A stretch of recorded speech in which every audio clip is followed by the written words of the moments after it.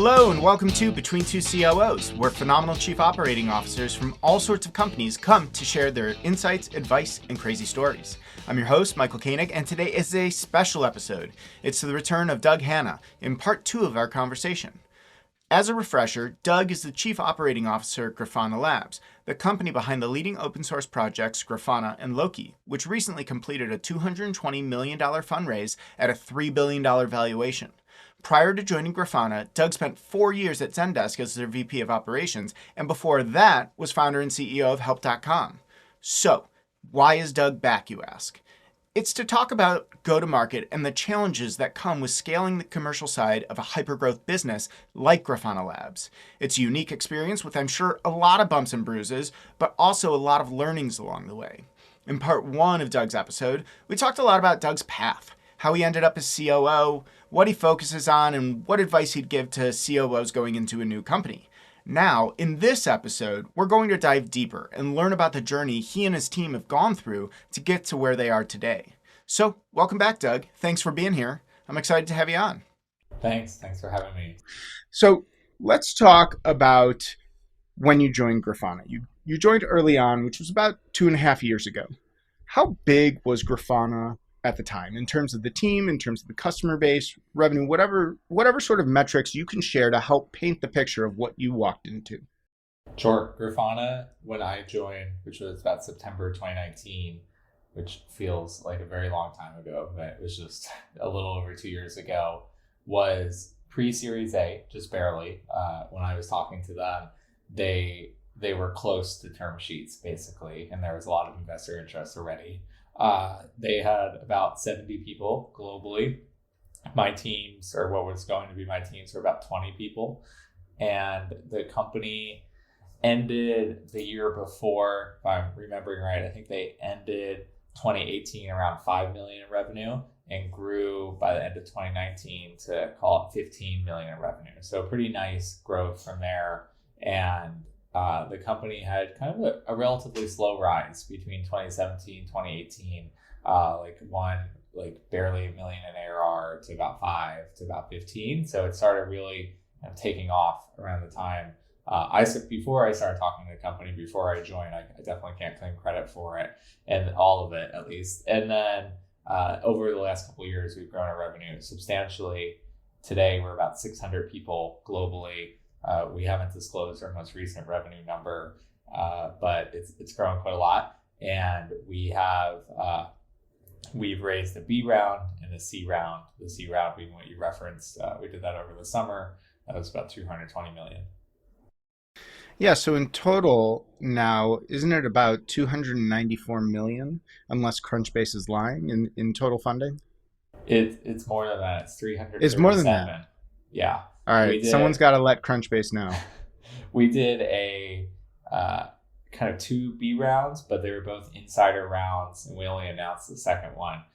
So it was, I think, 50 and 35, but so that added up to 85 plus about 30 kind of before that, and 220. It's about 337 million. So even in 2019, I mean, $15 million, and then to go on and raise the type of capital that you have raised, I mean, this is a massive curve that we can just assume there is, right? We don't have to put any numbers on it, but we can assume that there was some massive revenue growth going on. And that didn't happen overnight, and it didn't happen by chance.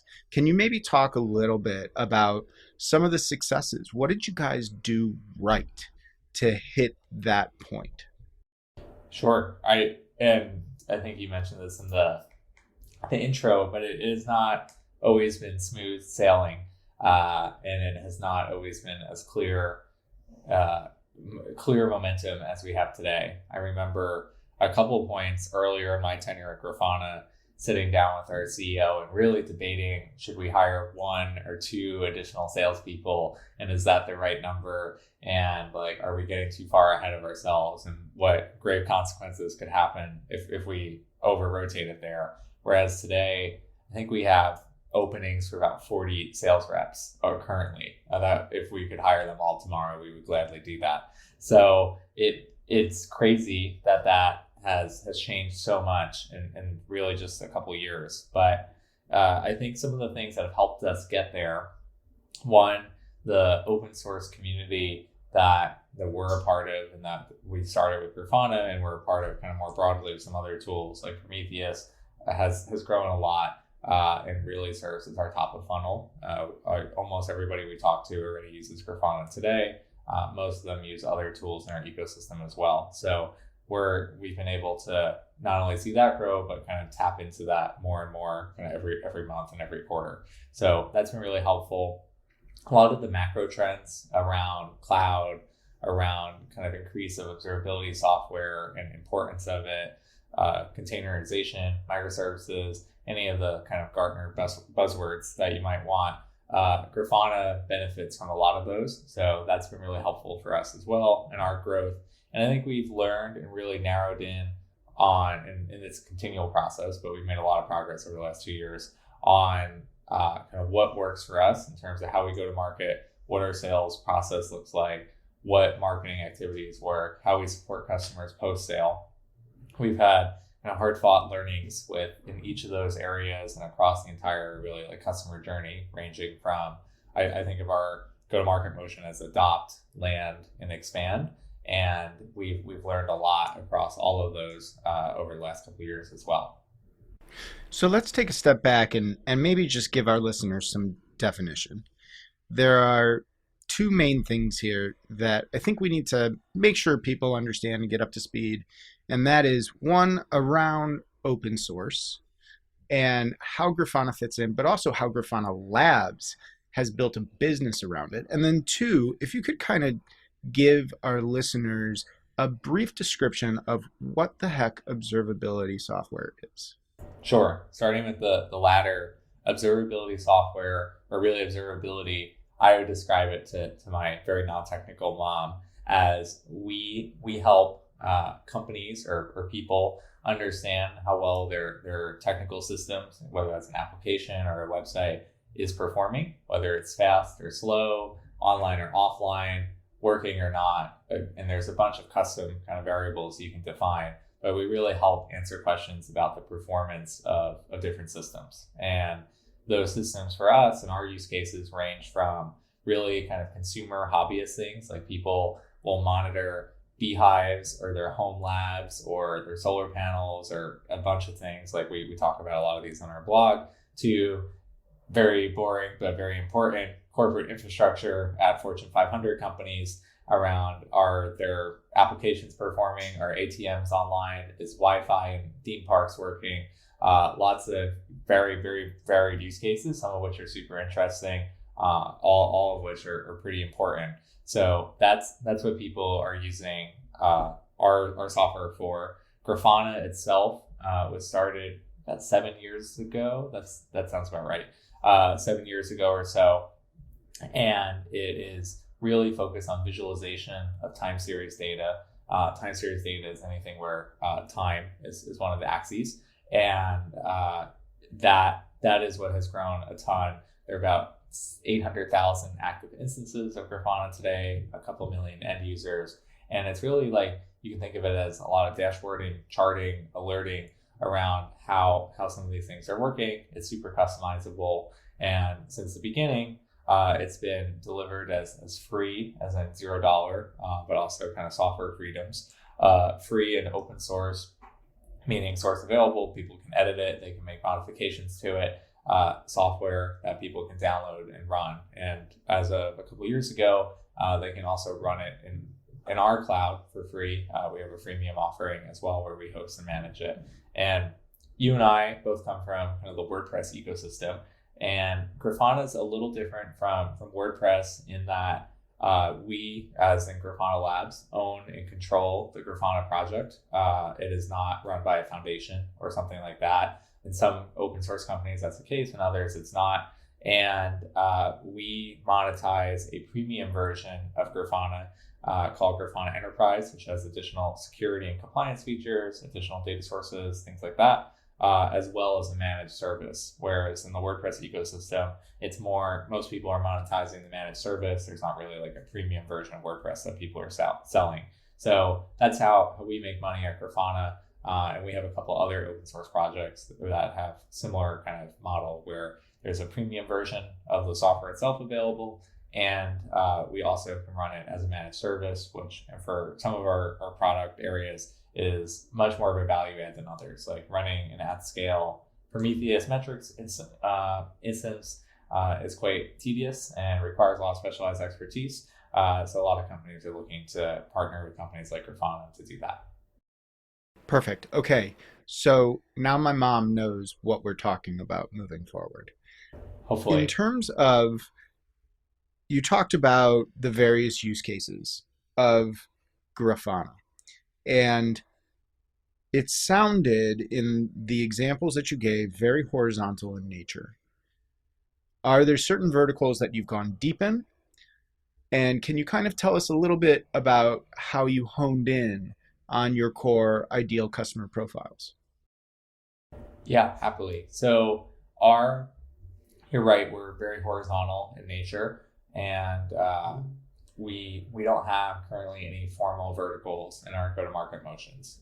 We have had a lot of success in the financial services space. At this point, I can say most of the big financial services companies are customers of ours, paying customers. Some of our biggest customers are financial services companies.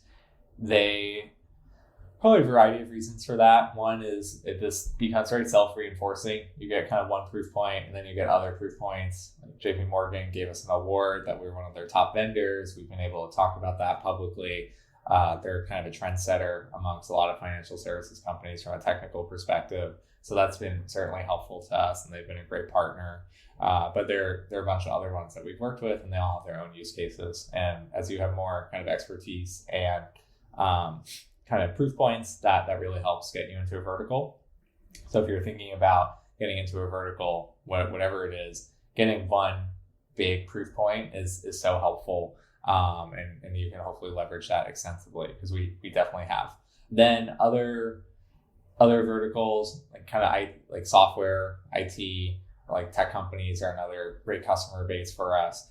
They're kind of horizontal themselves, but they are kind of cloud native, very tech forward, lots of engineering kind of resources relative to the average company, and investing heavily in kind of their application, website, et cetera, is kind of the core of what they do. And those companies are also, a lot of them are Grafana customers. And if you look at kind of our top 10 customer list, it's kind of a mix of software as well as financial services, with maybe one or two exceptions to that. Okay, great. And can you give us a concept then of how you and your team have structured your sales organization? Sure. So our sales organization we're segmented and we're organized regionally. So we have in the US, East, West, Central region. Each of those has a leader. And we have an EMEA. One team, we have EMEA North and EMEA South right now. We're going to add EMEA Central here shortly. And then we have APAC. So those are our regions. Also kind of reporting to our head of sales, who reports to me. We have US Federal, that's broken out as its own thing, and channels and partners, which is also broken out as its own thing. And we also segment our roles. They all report up through the same leadership chain. So if you think about like US West has commercial, which is our kind of smallest accounts, generally defined as less than 1,000 employees. Enterprise, which is about 1,000 to 5,000 employees, is how we think about segmenting. And then strategic, which is 5,000 plus. And the kind of US West team, for example, has a mix of people in those different roles, all reporting into that team. And we kind of carve it out by companies that are based in whatever the US West states are, obvious ones like California or Washington State, but also like Nevada. And then with the kind of that represents the totality of accounts that are assigned to that team. And so you mentioned breaking out federal. Is that something that you would expect as the sales team continues to grow, as Grafana Labs continues to grow, that you're going to break out more, maybe have different teams focused on different verticals? Possibly. So some companies at scale, I feel like there are a couple of things that companies like inevitably do in their growth journeys. But usually one is they explore verticals at some point. That's not a next year thing for us, maybe a year after, and you can talk about that. We'll probably actually start with what we will call like a global account team, and they'll have a handful of accounts, and we might assign like one rep to only cover some of the big financial accounts, for example, and kind of achieve verticals that way. Also, if you think about where a lot of the biggest financial services companies in the world are based, they're usually based in New York, specifically in Lower Manhattan.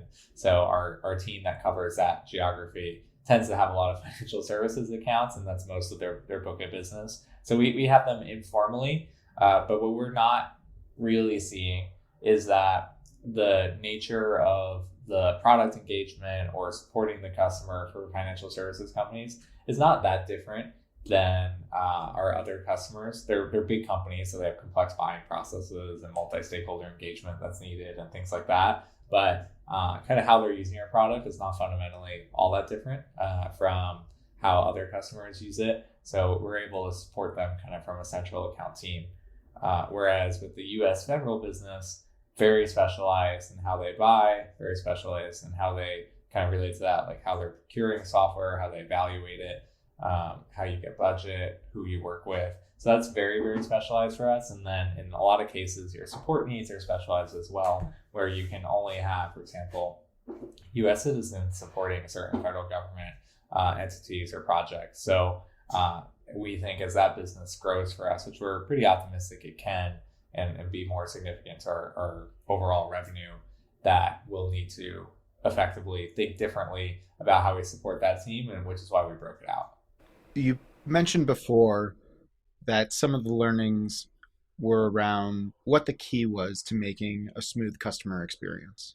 So can you kind of chart out the experience and the touch points that, say, a lead to a prospect to someone doing a POC to on-ramping, or onboarding rather, can you kind of chart out how you all designed it, because you're clearly doing something right?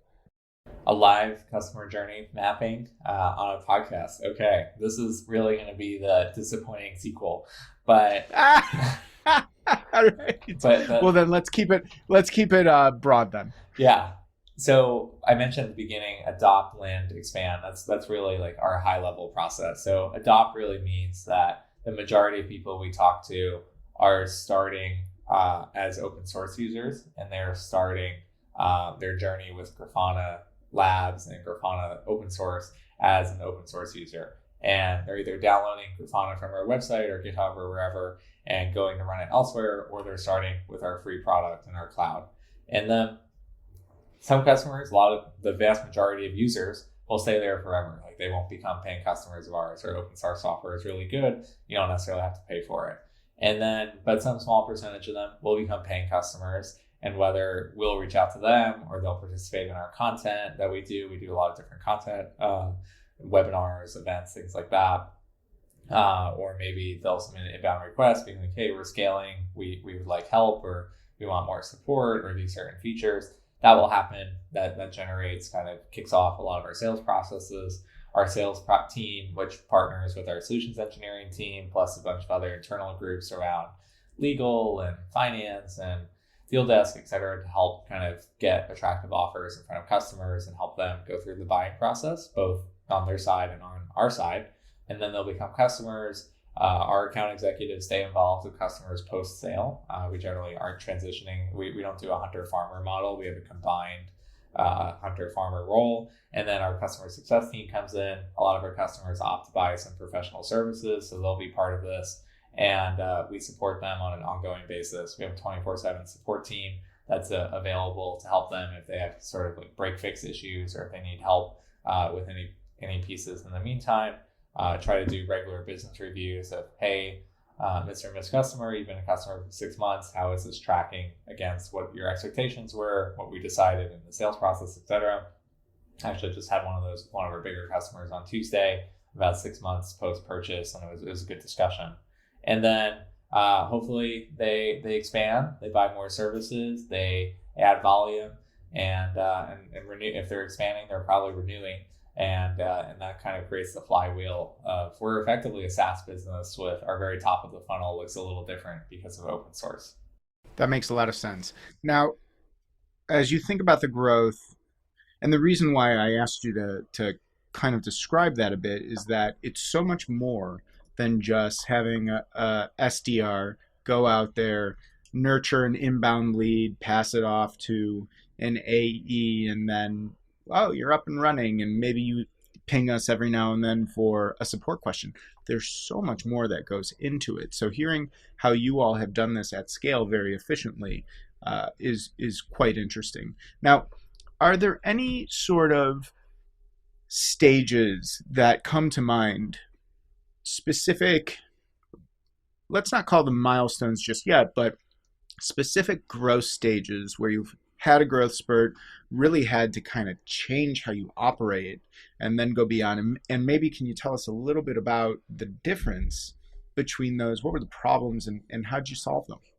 Happy to cover that. And before we move on, one comment based on what you just said. What you described can work for certain companies where it's a little bit more hands-off. Someone signs up online, they barely talk to anybody unless they have a support issue.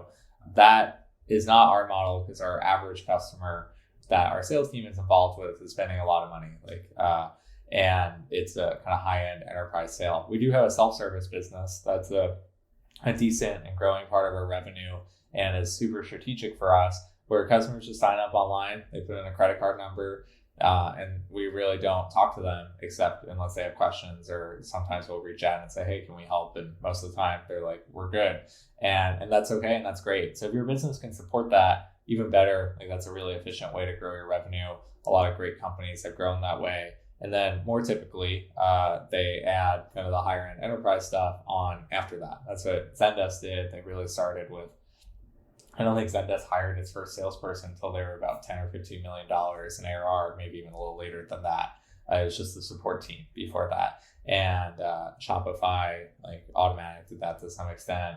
And that's great if you can do it. But at some point, if your solution scales, you're going to have bigger customers that are going to have more complex needs. They're going to want custom pricing and negotiate legal terms and things like that. And that's when your sales team typically gets involved and plays a bigger role, which is what we see at Grafana for the majority of our revenue.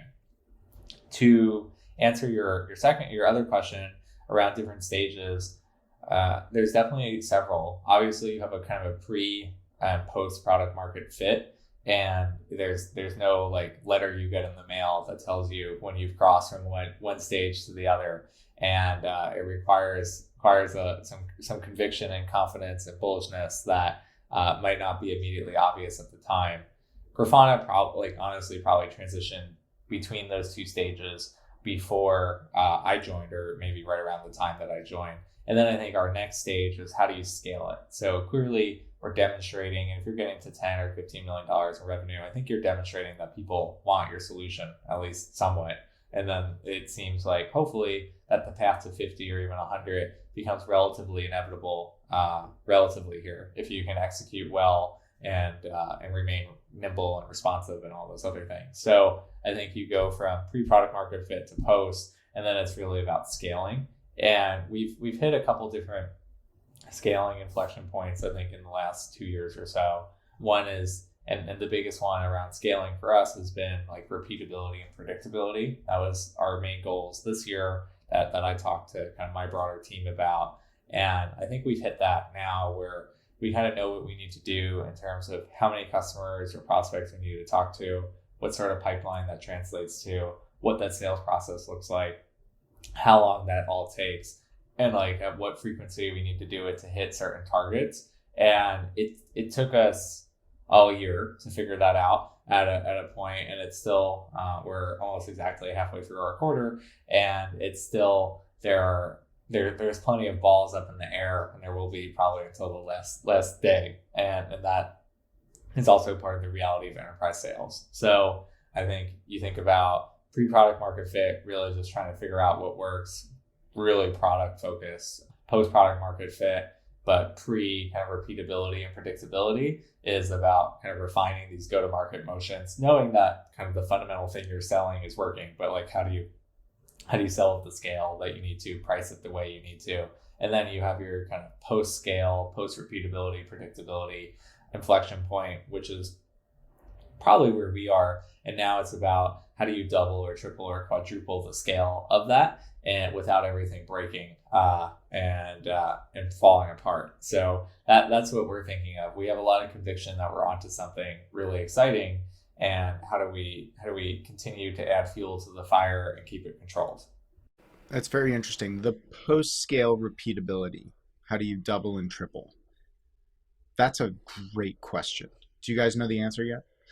I don't think we definitively know the answer. I think we know a number of things we need to do. Like, for example, if you talk to anyone on my team and you ask them their biggest challenge, I imagine pretty much all of them would say hiring.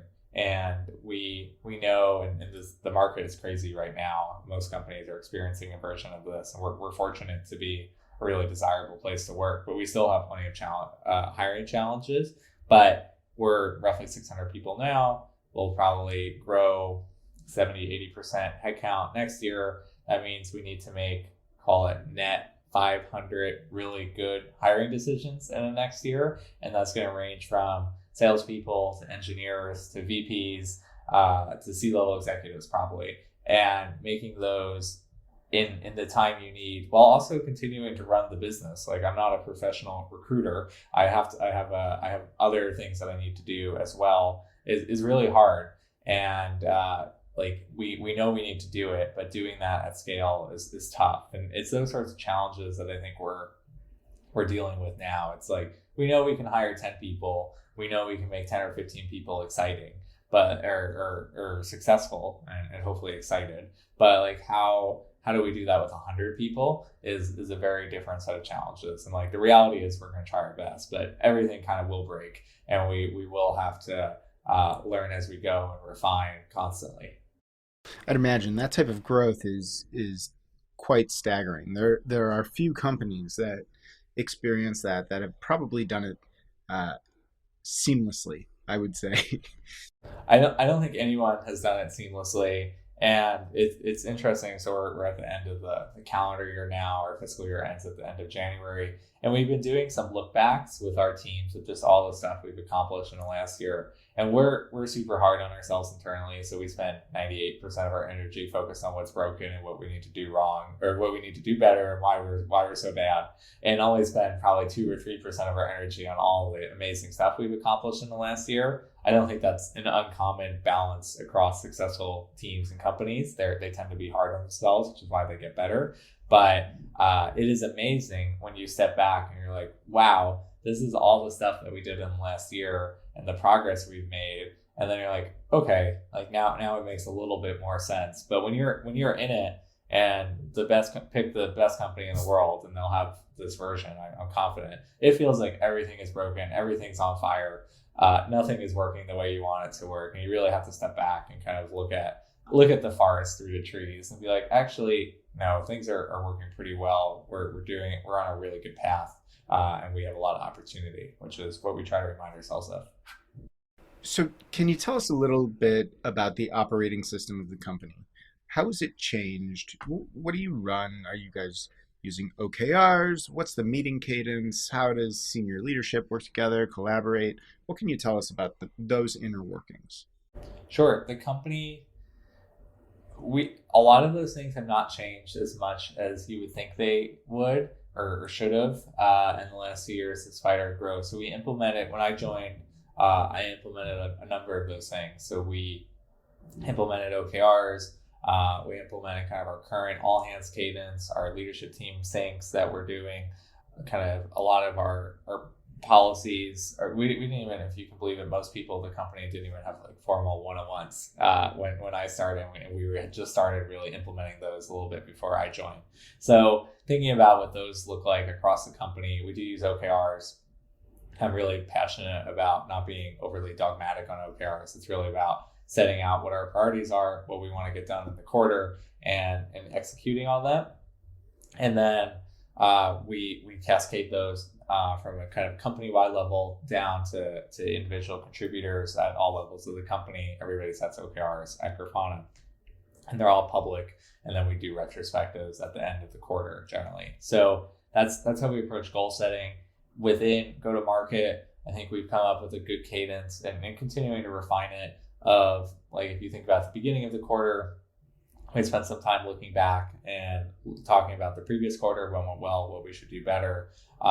We have our kind of pipeline, our review processes, and thinking about how we're being successful with those or not. We have our forecast, which is kind of our in-quarter deals, and talking about those and what we need to do to drive success there. So we've gotten a lot of those processes refined.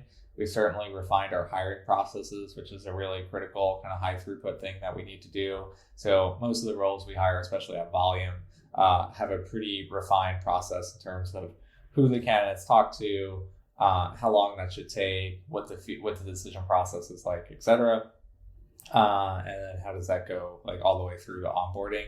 So we've refined a lot of these things over time, but I would say the main distinction between now and a year ago is that we've probably added more rigor and we've added more repeatability to them. Again, it comes back to that repeatability. Whereas now we run a pretty tight, I had a forecast meeting about an hour ago. We run a really tight forecast meeting. All the right people are in the room. We're able to make decisions. We're able to get informed. It's a really valuable hour. And that's because we spent the last 2 years really refining that process. Other things that are newer, it feels a little clunky still, and we have to improve it. So we're slowly improving a number of them, and others it's maybe not as acutely broken. So we'll spend some more time on it and just see how it goes over time. So where does Grafana go from here? Not Grafana, the open source project. Where does Grafana Labs go from here? You've raised a bunch of money. You're growing like crazy. You're doing expansion within EMEA. What's next? What are those big milestones for 2022 and beyond? So we're continuing to grow our revenue, grow our customer base, our open source community, all of those things. We'll launch new products. We've acquired a couple companies in the last year.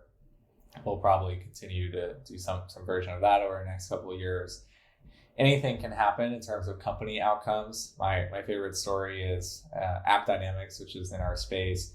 They were actively going public. I think the acquisition was actually announced like the day before they were supposed to ring the bell. So and they all ended up working at Cisco, and they thought they were going to be going public. So anything can happen, and even if you're super far down the path of going public or not. And obviously, we're seeing companies like Stripe and Databricks, et cetera. They're staying private quite a bit longer as well because of the easy availability of private capital at super high valuations.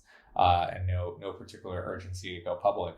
So we're really focused on at Grafana. We want to build a large, scalable business. We have big ambitions. We know our space is really large. We know the customer challenges we can help our customers with. There's a lot of them, and we're super bullish on what we can do to help them. So that's what we're focused on: continuing to grow the business, help our customers accomplish more, and give ourselves optionality for the future. Fantastic. Well, Doug, going back to September 2019, before you started, or right when you started at Grafana, what does Doug Hanna now in December 2021 tell Doug Hanna in September 2019? Don't do this. Good question. I thought you were gonna stop with before the don't do this. I was gonna say prepare for more gray hair, because 9 quarters as a revenue leader at a high growth startup will give you quite a few. Dave, our sales leader, is largely bald, and I tell him I'm going to look like him in a few more quarters, and that doesn't make me happy. But it's high excitement, but also high stress for sure. And revenue is a very measurable set of outcomes, so everybody knows how it's going or not going, which has very high highs and very low lows sometimes. I think the not necessarily don't do, but focus a lot on, and you'll regret if you don't do, is spend a lot of time and energy on making sure you're bringing the right people onto the team, and don't cut any corners there. And it's painful when you have a role that's open, but it's in for a long time but it's really painful when you compromise and you realize the effects of that down the road, and you have to make a change, and it's disruptive, et cetera. So I think especially in a high growth environment, companies compromise more than they probably should, and it's a totally rational kind of compromise at the time of like, well, somebody in this role is better than nobody, and we needed it yesterday, and it will take us however long to go find somebody. So I definitely get that, but I think December 2021 Doug would tell September 2019 Doug, like, don't lose hope there, and make sure that you make those hires and that you get as much conviction as you can, because if you take a shortcut, you'll regret it. Fantastic. Well, Doug, that just about does it for me. I normally ask that awesome question at the end of, do you have one of those I never thought I'd see that stories, but you've already shared yours. So I don't know if there's another you'd care to share with us, or if you'd just like to tell us a joke.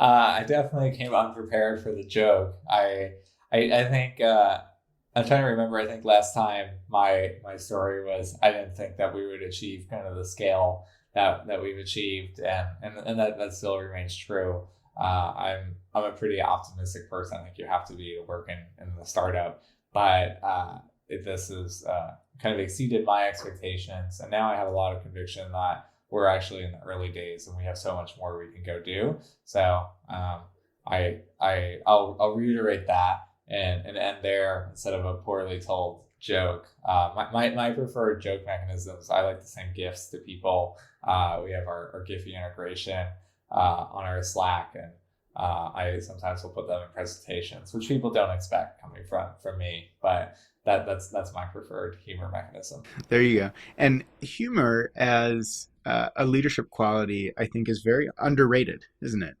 If you can have a little bit of a humorous moment every now and then, it kind of humanizes you. For sure. I personally have a pretty dry sense of humor and can be a little snarky, which sometimes will catch people off guard. And I think it's important because, like we were talking about, startups are hard. And if you're not laughing and enjoying and having fun and enjoying the people that you're working with and what you're doing, you'll probably go crazy because they're definitely stressful and difficult. So you need to have those moments of levity and enjoyment too. Okay, last question for you. I think we all have at some point, we've had that experience where we've landed that first big client or a client that really sort of signifies a turning point for the business. Do you have one of those experiences that comes to mind? And if you do, how'd you celebrate it with your team? Because it's so important to celebrate those wins. That's been actually one of the more challenging aspects of COVID, and our CEO and I have talked about this. So basically, since COVID started, we've raised roughly $300 million. We've grown our business significantly. We've made tons of key hires. We've celebrated our first $1 million deal, our first $3 million deal, more and other milestones to come. And everybody's just sitting in their home office or their hotel room or wherever they are, their parents' basement, wherever they are. And it's super anticlimactic. And sometimes I'll go to the fancy wine store down the street and like maybe buy a bottle of something on Grafana. But like that's super, super disappointing. So we try to celebrate those when we can in person. We've been doing in-person travel since I guess late spring for some people. So that's exciting. But we again try to step back, appreciate the moment. Like we're hopeful actually today. We've already signed half of the documents. We're closing a deal that we've been working on for over 2 years, and it is going to be a moment of celebration for sure across the entire company. And we have a channel in Slack called Commercial where the sales rep usually will post when we win and talk about the story and thank a bunch of people, etc. And I am super excited to see that post for this deal in our commercial channel. And I bet it will get 500 Slack emoji reactions or whatever from basically everybody in the company. And it's been like, it's movie worthy, the ups and downs of this deal. And it's exciting to see it come to a conclusion and start working with that customer in a really exciting way. But it just goes to the point that like, it's not like it looks externally like we've accomplished a lot and it's been smooth sailing, but I can't even tell you how many times I've talked this rep that's been working on this deal out or off of away from a negative place, and tried to be encouraging. And how many times we've probably exchanged testy Slack messages about it. So it's the road to success is not always the smoothest, straightest road, but it is it's a fun one. And if you can appreciate the journey, it's that much better. I'm right in the middle of that journey with one client that we've been talking to for, wow, maybe not 2 years, but 12 months. And I'm going to be staying up late for a midnight call with them because they are located in India. So when you guys do land that deal, let me know how you celebrate, because we're going to have to do the same, hopefully. Sounds good. All right, Doug, thanks so much for coming on again. And I think it lived up to the hype, for sure. Yeah, absolutely. Well, you definitely undersold it, which is under promise, over deliver. So thanks for having me again, Michael. And I hope you land that deal. I hope we land this deal. It's not done yet. It's likewise. Dry, but maybe in the show notes for both of us, we can put the outcomes of the deal so people have a little appendix of how it's going. Perfect. Yeah, everyone needs closure.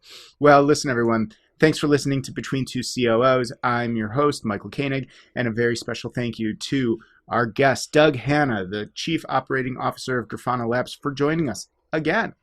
So tune in next time for our next COO chat on Between Two COOs, and be sure to subscribe on Apple Podcasts, Spotify, or wherever you listen to podcasts so you never miss an episode. Just visit betweentwocoos.com for more information. And if you have a minute, please leave us a review on Apple Podcasts and tell others about the show so they can get great advice from phenomenal COOs. Thanks for listening to this week's episode of Between Two COOs. Tune in next time, and until then, so long.